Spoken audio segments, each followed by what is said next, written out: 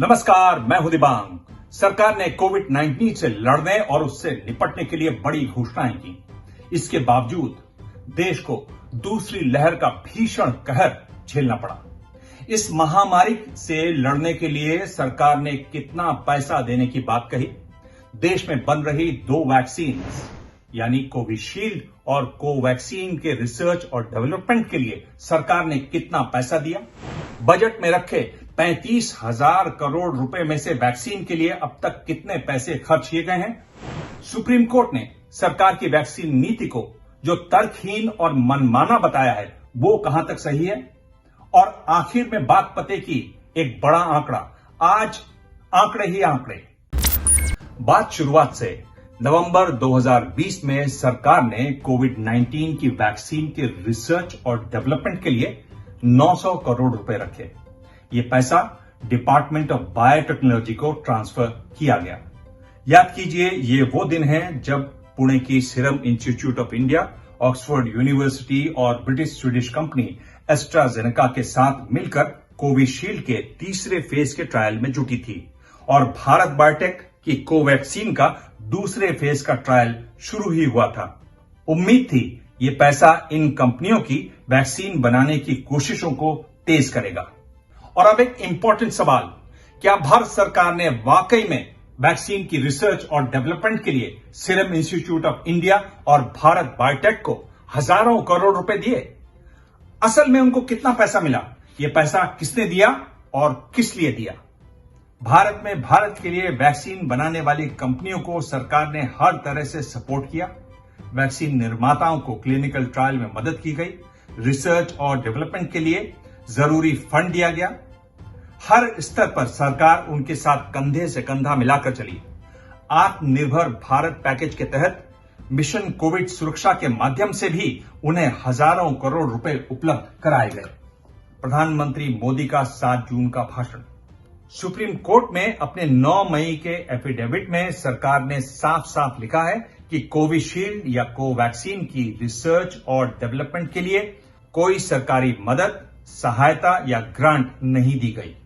हालांकि clinical trial के लिए कुछ फाइनेंशियल असिस्टेंट दी गई। एफिडेविट में ब्यौरा है कि आईसीएमआर को कोवैक्सीन की कुल सेल्स का 5% मिलेगा। आईसीएमआर ने 22 जगहों पर 25,800 लोगों का क्लिनिकल ट्रायल करवाया। आईसीएमआर का कुल खर्चा हुआ 35 करोड़ रुपए। आईसीएमआर ने भारत बायोटेक के साथ मिलकर यह वैक्सीन बनाई है। कोविशील्ड का 14 जगह क्लिनिकल ट्रायल हुआ, जिसमें आईसीएमआर का कुल खर्च हुआ 11 करोड़ रुपए। दोनों को जोड़ें तो सिर्फ 46 करोड़ रुपए। वैक्सीन रिसर्च और डेवलपमेंट से बात आगे बढ़ी तो बात हुई वैक्सीन प्रोडक्शन की। सीरम इंस्टीट्यूट ऑफ इंडिया ने कहा कि प्रोडक्शन बढ़ाने के लिए, यानी मई के बाद से हर महीने 11 करोड़ डोज बनाने के लिए उसे 3,000 करोड़ रुपए की ग्रांट चाहिए। भारत बायोटेक का आंकड़ा रहा 100 करोड़ रुपए। 19 अप्रैल को खबर छपी कि सरकार 4,500 करोड़ रुपए सीरम इंस्टीट्यूट और भारत बायोटेक को देने का मन बना रही है, जिसमें सीरम इंस्टीट्यूट को 3,000 करोड़ और भारत बायोटेक को 1,500 करोड़ रुपए की बात सामने आई। लेकिन ऐसा नहीं हुआ। सरकार ने सुप्रीम कोर्ट में दायर अपने एफिडेविट में बताया कि उसने मदद नहीं बल्कि सीरम इंस्टीट्यूट ऑफ इंडिया और भारत बायोटेक को वैक्सीन का एडवांस में पैसा दिया। फिर भी यह आंकड़ा कम रहा। सीरम इंस्टीट्यूट को 3,000 करोड़ की जगह 1,732 करोड़ 50 लाख रुपए 11 करोड़ डोज के लिए और भारत बायोटेक को 787 करोड़ 50 लाख रुपए 5 करोड़ डोज का एडवांस मिला। और अब बड़ा सवाल, केंद्रीय बजट में रखे गए 35,000 करोड़ रुपए में से वैक्सीन पर अब तक कितने पैसे खर्च हुए हैं? आरटीआई से एक ताजा जानकारी मिली है। बड़ा आंकड़ा सामने आया है। जवाब है 8,067 करोड़ 75 लाख रुपए। इसमें 4,488 करोड़ 75 लाख रुपए कुल 28 करोड़ 50 लाख डोज के लिए, जिसमें कोविशील्ड की 21 करोड़ और कोवैक्सीन की 7 करोड़ 50 लाख डोज हैं। 2,079 करोड़ रुपए 30% एडवांस है 44 करोड़ डोज का। इसमें 25 करोड़ कोविशील्ड की डोज और कोवैक्सीन 19 करोड़, 1500 करोड़ रुपए 30 करोड़ बायोलॉजिकल ई वैक्सीन के डोज के, जिसका तीसरे फेज का ट्रायल अभी चल रहा है। कुल 8,067 करोड़ 75 लाख रुपए।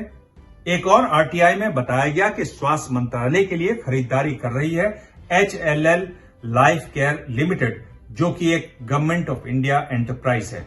शुरुआत में पीएम केयर्स फंड से कोविशील्ड की 5 करोड़ 60 लाख डोज खरीदी गई।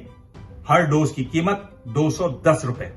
कोविशील्ड की 1 करोड़ डोज कीमत 309 रुपए 75 पैसे। इसमें अजीब है कीमत का फर्क।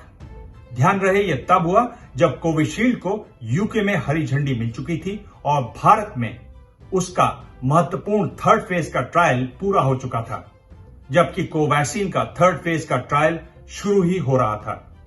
खेला देखिए, पहले कहा गया कि वैक्सीन मुफ्त में मिलेगी।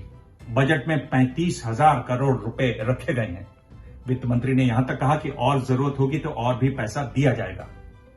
फिर कहा गया कि दाम लगेंगे और अब दोबारा ये वैक्सीन मुफ्त कर दी गई है।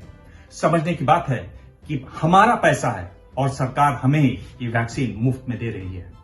एक और आंकड़ा देखें, इस साल पेट्रोल और डीजल पर लग रहे टैक्स की वजह से सरकार को 3 लाख करोड़ से ज्यादा की आमदनी की उम्मीद है।